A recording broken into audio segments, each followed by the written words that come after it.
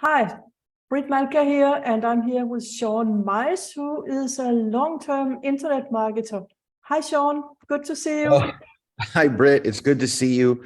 What a pleasure. Thank you. How did you get into this? How did I get into internet marketing? Yes. Oh my goodness, you go right for the gold right at the beginning. Yes.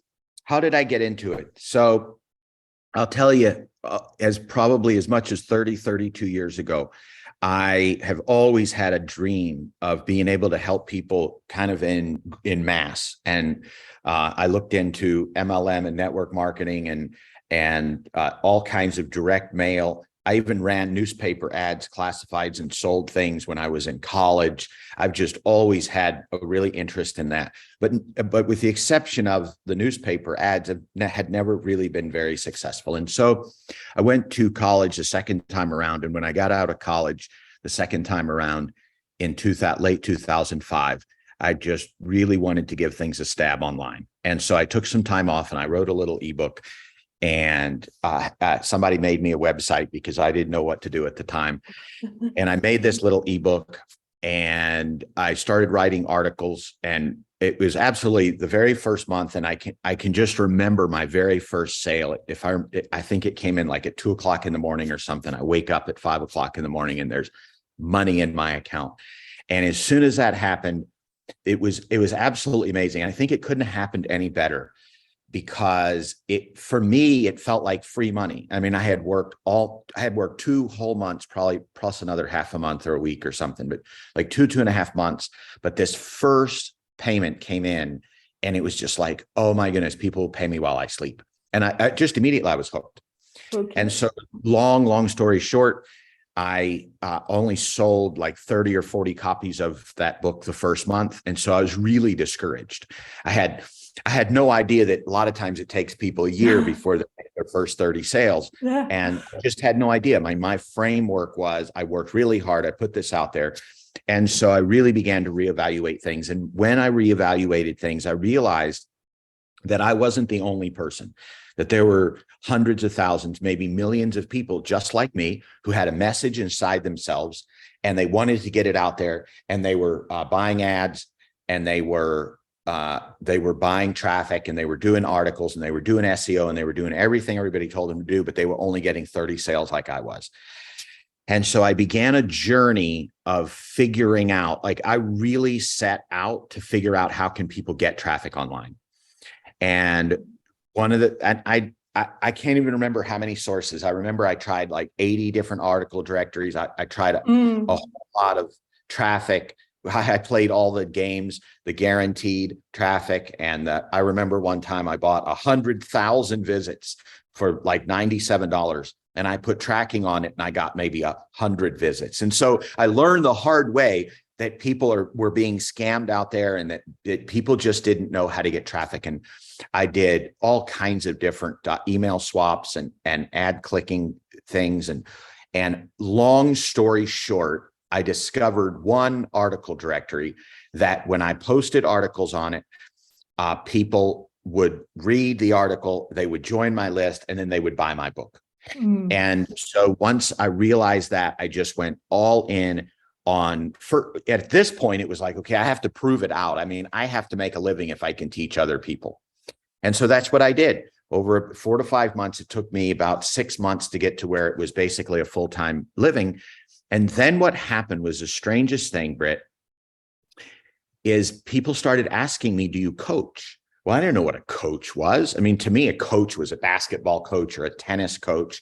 And so I would just say, no, I don't coach. I don't coach. I don't coach. I don't know how to coach. How would you coach? I don't know how to coach. And so many people kept asking me, how much do you charge to coach? And so I said, well, here's what I'm going to do. I'm going to write a letter to everybody that had joined me in the last year. And I say, look, if you'd like a coach, please answer all these questions. And I don't think I thought very much would come out of it at all. So I do remember, I wrote this letter. It was a long letter, and it was basically an exclusionary letter. Like I didn't expect people to say yes. And so it was like, I had 30 different questions that were really designed to disqualify you. You know, what are you working on? And what are you this? And are you willing to work really, really hard? And all of these different questions. And I think it was a week, and I had, or even 3 or 4 days. This is 16 years ago. I think I had 55 people that filled everything out. Oh, wow. Was that your was entrance to email marketing? that was my entrance to coaching. So to coaching, yeah. email marketing. So going back, so email marketing was, it was crazy, because when I first wrote that first ebook, I started writing people emails, and I didn't know what email marketing was. I just figured if somebody was on my list, I needed to be friendly. And so I would send them little tidbits. If I learned something, I'd send it to them, a little tidbit, and people really got to know me. And so then as I grew my business that very first year, I had written that first ebook, and then it was 6, 7, 8 months. I was really learning how to do traffic. Well, once I had learned how to do traffic, before people started asking me to coach, people were asking me, well, how are you getting so many views on the article directories? How are you getting so many subscribers? And so I would answer their questions via email. And so then finally, at some point, I sent an email out that just basically said, hey, I'm thinking about, well, I would even do this for the articles. I would say, I'm going to write some articles for next week. What would you like me to write about? And so when people would tell me, I'd write an article and they would see it, and it was just great. It just built relationships. Wow. Yeah. So, that was almost 17 years ago, and I don't remember all of the chain of events that happened, but I'll tell you one thing, and then I'll give up the speaking for a moment. I think that people reacted really well to the fact that I wasn't bombarding them with a sales message all the time. I was genuinely trying to find out, what do you want me to write about? And then I would go write it. And I think that built a level of trust, because trust, what I'm seeing now is just trust online is so low. And even back then, it was so low. And I think that what happened was for someone to just be so honestly saying, look, tell me what it is. I'm not selling you anything. Tell me what you want me to write about. I'll go write about it. Yeah. And I did that a lot. And I think that built trust. I think that was probably my initial exposure to email marketing, Britt. It wasn't real formal. It was just like what made sense. Yeah. Brilliant. We'll get back to that, because you still write emails in that way sometimes, don't you? Yeah. I mean, I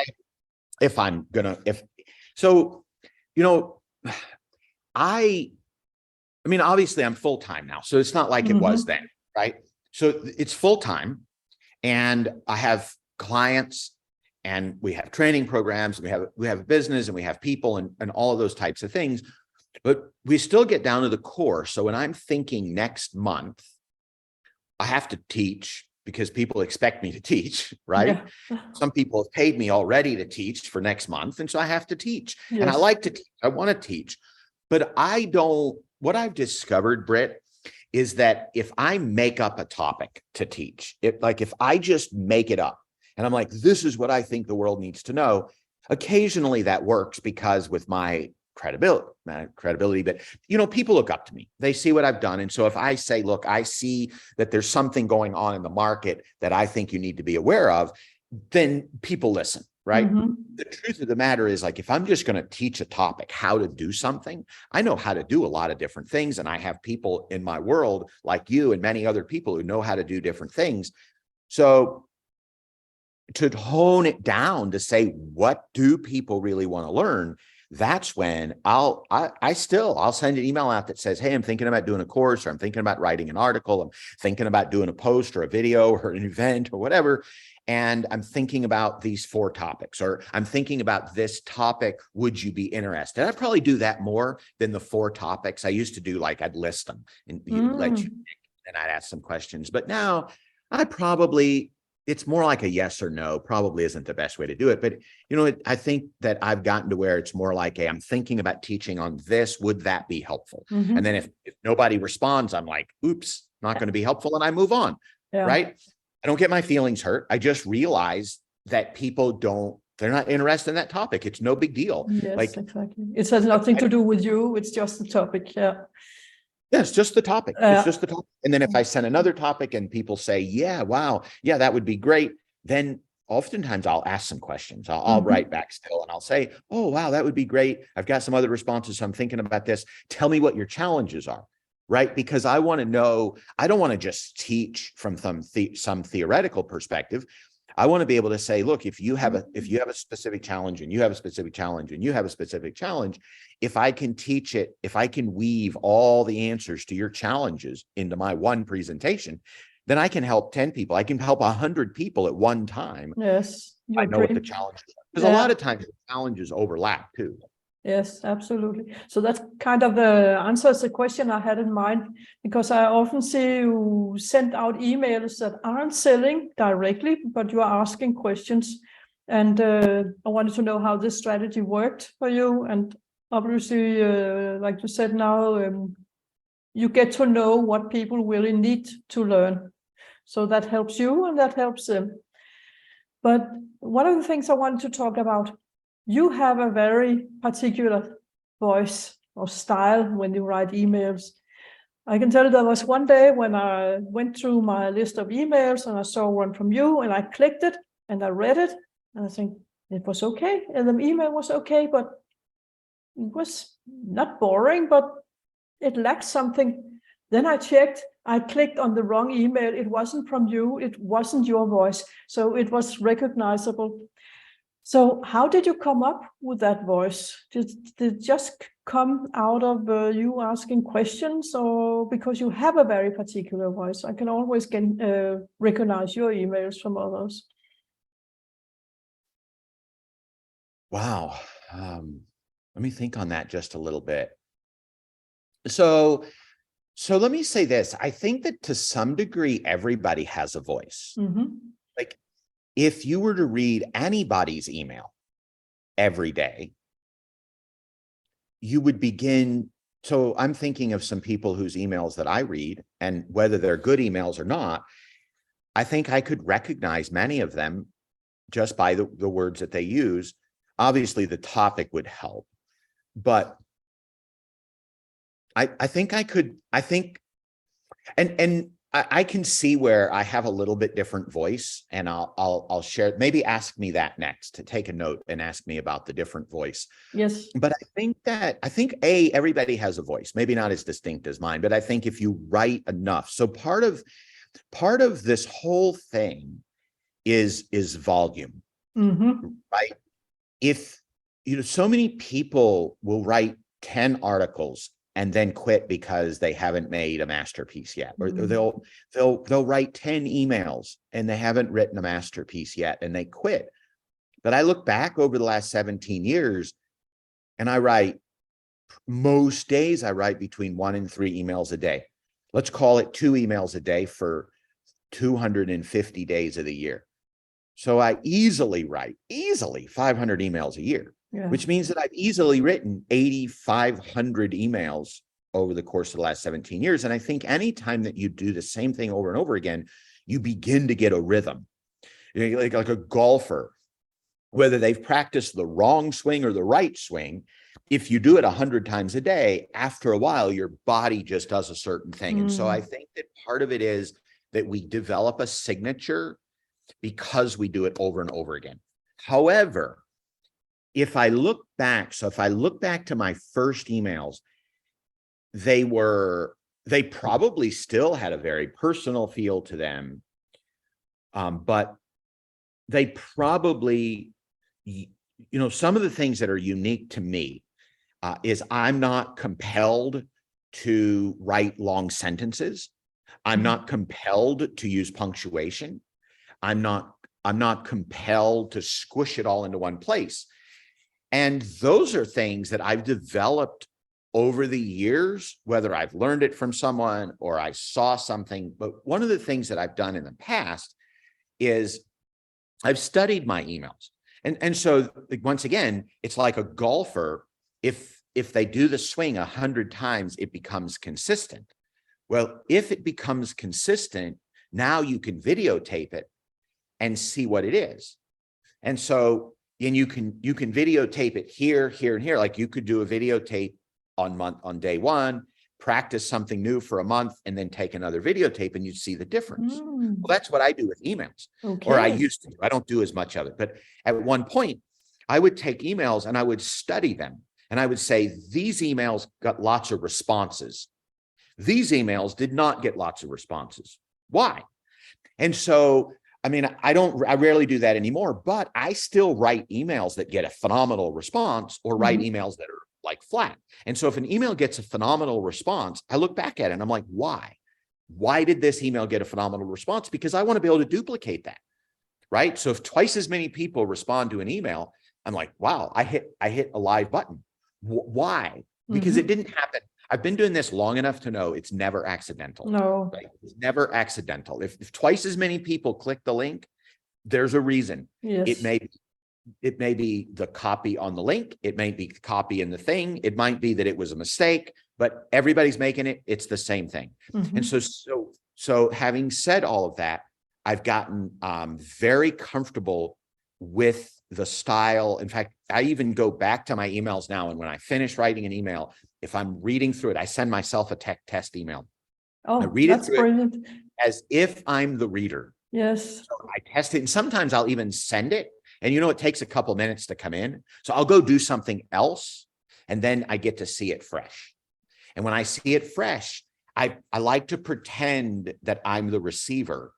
And I go, what would I feel when I read this? And so if I read a line that's like a sentence that's 3 lines long, it's like, oh no. Yeah. Because emails should be skimmable. Yes. So I should be able to read an email, and I should just be able to go, because people read it on their phones. So every email should be skimmable. That's just my personal belief. They should be skimmable. I stopped using punctuation a long time ago, probably because I was lazy. And so I didn't want to push the period. But I believe that by not punctuating the sentences, it makes them read better. Yes. And I've also given myself the freedom to write in phrases, because if you think about what we're doing right here, even the last sentence I just said, because if you think about what I'm doing right here, that's not a grammatically correct sentence. No, it's a phrase. It's probably not even a grammatically correct phrase, but it's what we use in ordinary life. We don't talk in 27-word sentences. no. My belief is that an email should be an extension of our conversation. So that if you were holding this interview with me as a chat exchange or an email exchange, it should have the exact same words as us talking. I shouldn't have to make it feel better by making every sentence complete. And so I think that by doing those few things and really trying to make every sentence readable, and I'll give you one more piece, but by doing all of these things, I think I've developed a signature style. And then I've also studied over the years, there's words that turn people off and there's words that draw people in, right? And it's not sometimes when I talk about this, I feel like people are thinking, oh, you're going to try to manipulate the audience, but the truth of the matter is every word that we say affects other people. Yes. So for example, if somebody in our life, does something nice for us and I say, thank you, they're going to appreciate it and they're going to become more likely to do that wonderful thing again. Am I manipulating them by saying thank you? No. Of course not. Okay. Same thing. If somebody does something and it's like, I'm not really crazy about it, it's much better for me just not say anything than for me to come out and go, yeah, I just don't really like the way you said that, because that's going to start an argument. Yeah. And so one of the things that I've learned over the years is that there are words that we can use in our writing that turn people off. And there's words that we can use that draw people in. And so as long as we don't use the words that turn people off, or that some people might not understand the word, okay, and we replace those with words that are more easily understood, then I believe that we're able to communicate better at the end of the day. And I think that probably goes into being part of my unique style. Probably, yes.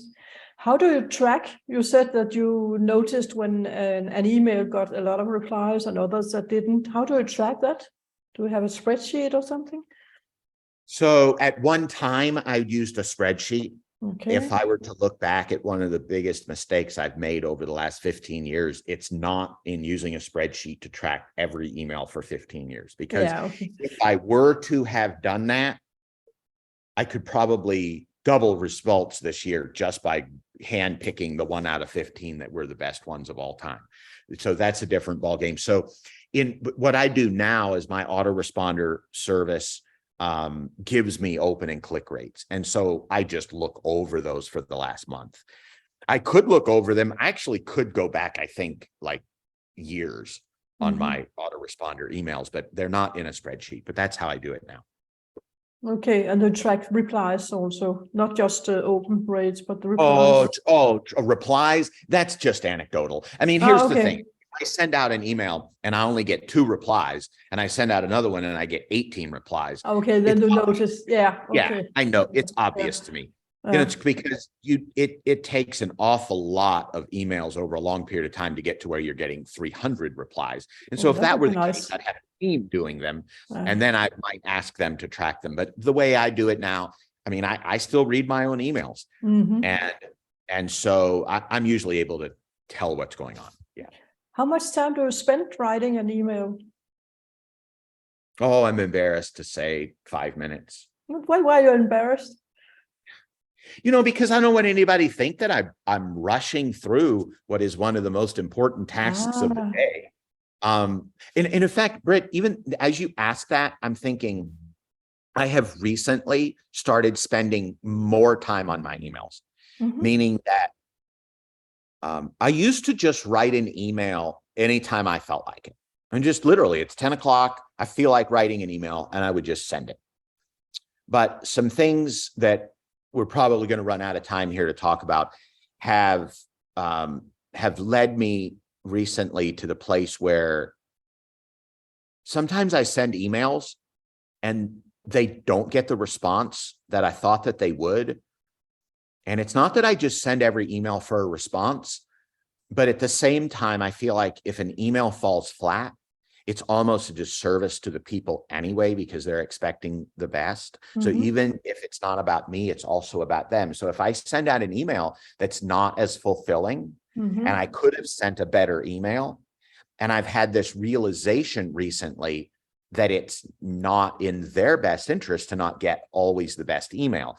And so I'm starting to spend more time. If I get an idea to write an email, I write the idea down. Maybe I even write the email, but then I don't send it. And I'm starting to spend some more time thinking about the emails and reevaluating them and saying, does this fit into what I'm trying to do this week or how I'm trying to educate?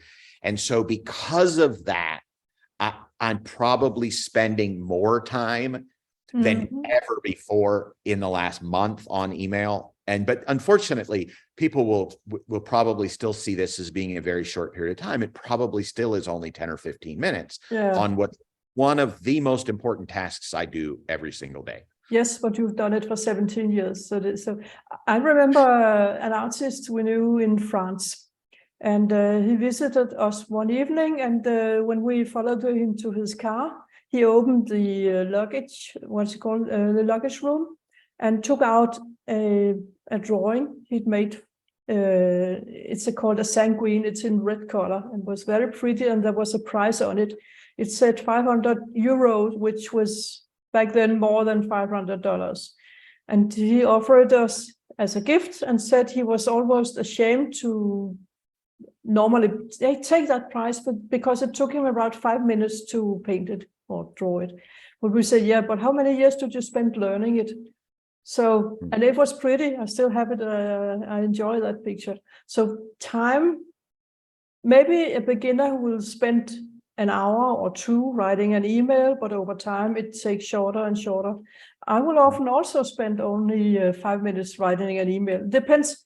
If I'm going to write a story, sometimes it flows out like that. And other times I just start writing, like you said, and then I go back and edit. So, okay, this beginning here, it's a bit slow. Let me cut that out.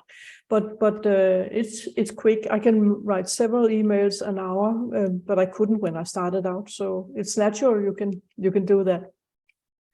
Yeah, that makes sense. Yeah. How many, you have already said how many you sent per week, because you sent around 2 per day and 5 days a week? Yeah, 5 to 6 days a week. 5 to 6 days, yeah. And that's really a conservative number because that's just that go out to my entire list. So I have segments on my list that may get emails that other people don't get. So many people don't get all of my emails. They think that they do because they get so many, but I send emails out in different places. So there's times when I might write 4 or 5 emails in a day. Okay. Yeah. And obviously you enjoy it. And that comes through to your emails, I think. Oh, yes. I certainly enjoy it. Yes. There was something I had to get back to. You talked about different voice. I should remind you of. Yes. So working in kind of a different voice. So, I feel embarrassed because I'm drawing a blank on exactly what I share. And I felt like it was important. So, let me just kind of go back and just for a second, just kind of think on that. So when I come back to this place of writing, I usually have a transference of thought that I want to go from me to the other person. So it's not just about me educating or telling. I feel like it's a transference of thought because I've had the thought. Someone follows me because they get something from me. So if I've had a thought, I feel like it's my responsibility to transfer that thought to the other person, just like they would transfer that thought to the people that they write to. So I hope that that's helpful to folks. It's not what I had in mind earlier, but it's what comes to mind now. It's helpful. Do you have an offer that you could share with my list? Something the truth of the matter is I don't have a prepared offer. Folks go to evergreenscale.com. There's usually something there, a free gift or something. I can't even promise that there'll be a free gift there, but usually there's some direction or some training, et cetera, et cetera. We put out a lot of content on lots of different offers and trying to help people in real time. So I'm not even 100% sure what's there right now, but evergreenscale.com is a good place. Evergreenscale.com. I'll make the note of that in the comments. And then you are on LinkedIn, of course, also. Thank you very much, Sean. This has been wonderful. Learned a lot. Well, thank you for having me, Britt. This has been a lot of fun. And I really appreciate having an opportunity to share some of these things, and especially with your audience. Thank you. Wonderful. Thank you.